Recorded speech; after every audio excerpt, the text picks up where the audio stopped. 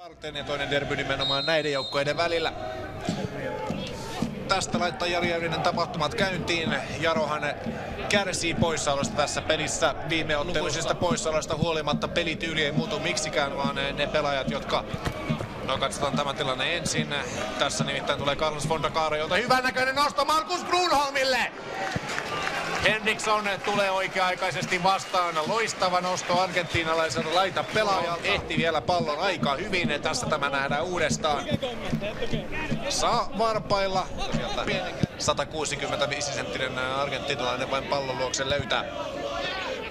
Grunholm, hyvä jatko eteenpäin ja nyt on VPS pakko hajalla. Fondacaro on läpi. Henriksson vastassa. Fondacaro nostaa, mutta nostaa ohi.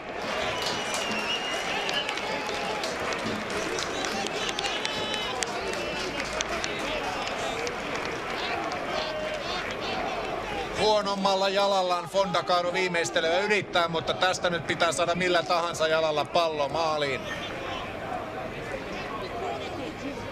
Henriksson peittää kyllä hyvin sen, mitä peitettävissä on, mutta kyllähän tästä... Aleksein mukaan. Sergei on kyllä ikäiseksi ja fyysisesti vahva. Nyt tullaan vaarallisesti Jaron päätyä kohti. Seabrook suojaa vielä.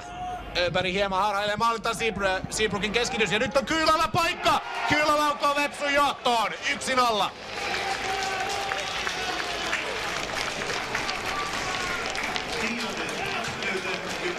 Varmasti pelaaja, jonka pientalsarilaisyleisö kaikkein viimeiseksi toivoi onnistuvan maalin teossa. Jaron kasvatti, joka täksi kaudeksi siirtyi naapuriseuraan. Mutta varsin hienolla tavalla kyllä tämän tilanteen itse ottaa. Hän ei tuuleta tätä osumaansa entisen seuransa verkkoon. Tämän Seabrookin keskityksen pystyy vielä Jaro purkamaan, mutta sen jälkeen Kyylältä vakuuttava laukaus etualakulmaan. Ja hieno ele todellakin, vaikka on derbystäkin perään, etenkin kun Vepsu pääsee nyt kääntämään. Seabrook. Kampe yrittää juosta pystyyn tai ensin ainakin linjaa pitkin. Seabrook tulee aina rankkarialueelle saakka vähän liiankin helposti. Öberg lähtee jälleen rohkeasti ulos. Honkaniemi yrittää nostaa takatolpalle, mutta reippaasti yli menetään. Brunel. Winchester antaa pallo mennä. Carlson tulee tekopaikkaa saakka ja laukoo. Nyt on iltapallo tarjolla. Fondacaro saa pallon pesään. 1-1.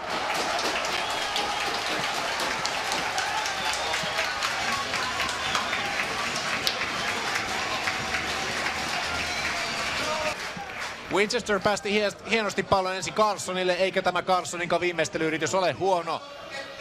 Fondacaro saa pallon kesytettyä pienessä tilassa aika hyvin ja viimeistelee varmasti.